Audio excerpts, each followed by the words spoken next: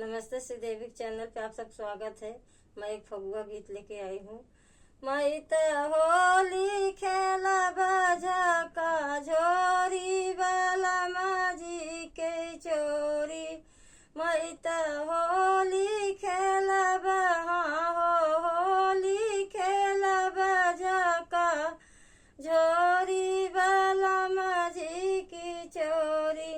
पहिला होली ससुर संग खेलब, पहिली नी होली ससुर संग खेलब खेलब हाँ खेलब गुगुटाऊ लाई शरम नाई आई।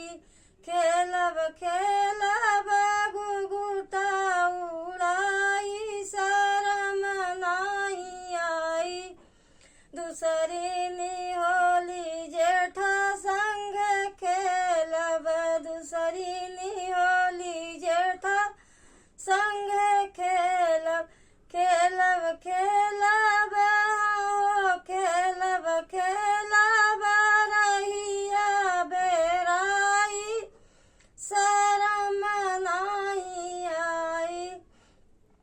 मैं त होली खेलब झका झोरी वाला माझी की चोरी।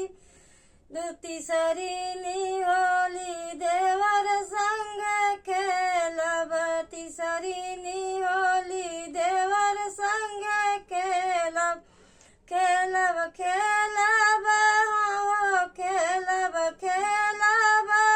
चराऊ लाई शरम नाई आई। खेलब चराऊ लाई शरम नाई आई। मैं त होली खेलब झका झोरी वाला माझी की चोरी।